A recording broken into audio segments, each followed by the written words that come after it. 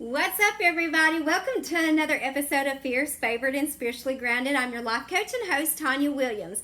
So, happy New Year's Eve to everybody. We're right here on the cusp of New Year's, and today I wanted to just do a remix. And if any of you are familiar with my podcast, you already know that the remix is the short version of my podcast. So if you guys have not subscribed, jump onto Spotify or iTunes and check it out. You can either search under my name, Tanya Williams, or you can look under the name Fierce, Favored, and Spiritually Grounded. So let's jump right into it, okay? So this is the time of year where everybody's starting to make all their New Year's resolutions, their goals for next year, and all that. Womp, womp, womp, right? So we're about to start seeing everybody talking about how they're going to change and how they're going to be a better person, and they're going to, they're going to start going to the gym and things like that. And we're going to start seeing their little selfies in the gym mirror that was, that's going to last till probably about January the 5th if we're going to be honest. So today we're going to talk about how to just set 3 goals for 2020, and that's it. It's that simple, and no more, no less.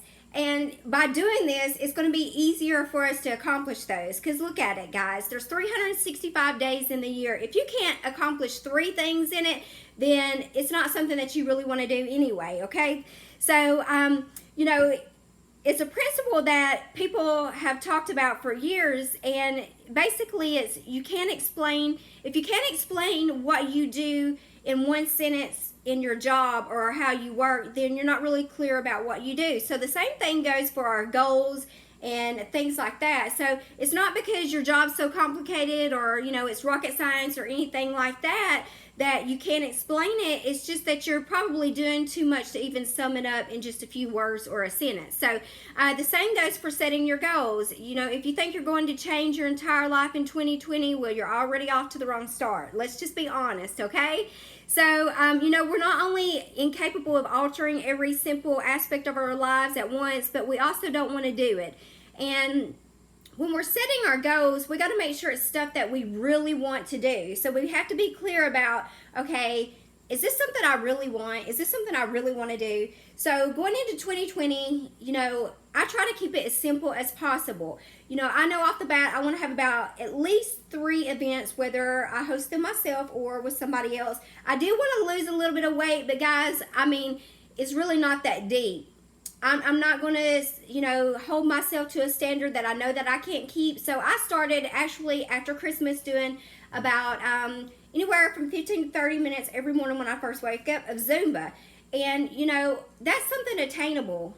I'm not going to set some goal saying, hey, I'm going to lose 30 pounds or this or that, because let's be real, just like everybody on social media, by the 5th of January, I'm going to fall off and I'm not going to do that anyway. One, because I don't have anyone to keep me accountable, because there's nobody that's going to drive over to my house and get up and exercise and push with me every morning the same time that I do, right? Number 2, it's just like we get bored doing the same thing. So give yourself room to allow falling off the wagon, because you're going to do it, right? So when setting these goals, just do something simple. So if you want to lose weight, just commit to, exercising a little bit more, whether it's walking or whatever it is.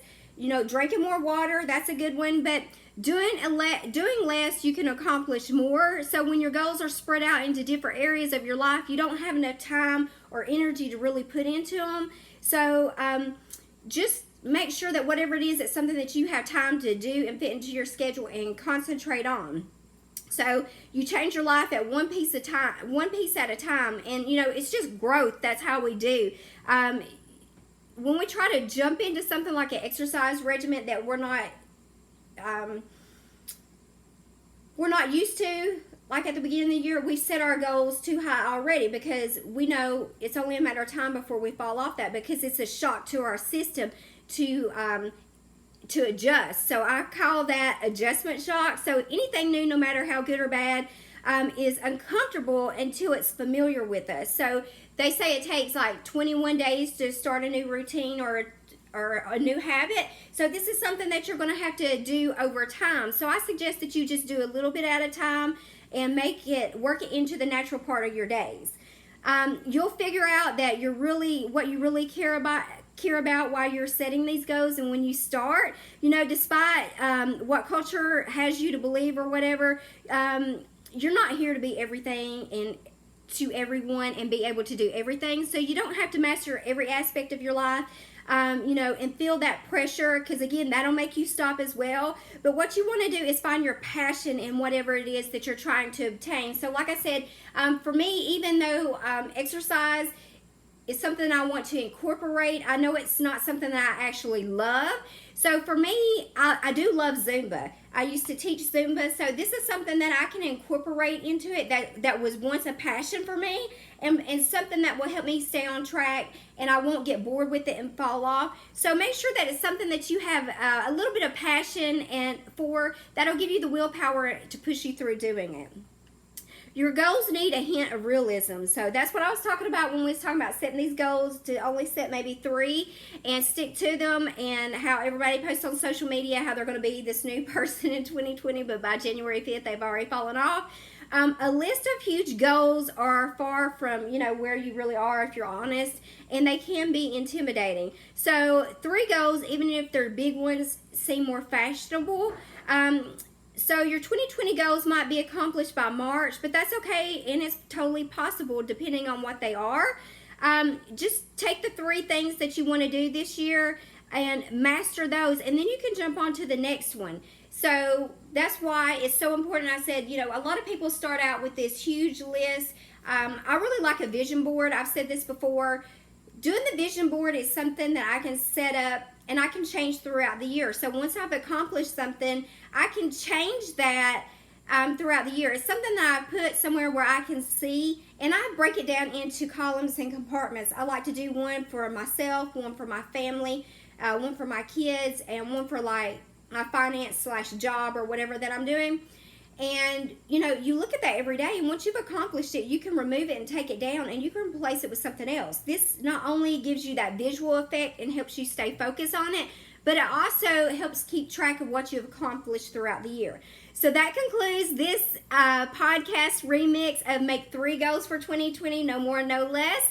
So I hope you guys have enjoyed it. Don't forget to subscribe to the YouTube channel, Tanya Williams Life Coach. And if you're not already following me on Facebook, you can check me out at Tanya Williams Life Coach as well. Feel free to email any topics or subjects that you would like me to discuss at TanyaWilliams01@gmail.com. Thank you guys so much for always tuning in to Fierce, Favored, and Spiritually Grounded. Until next time.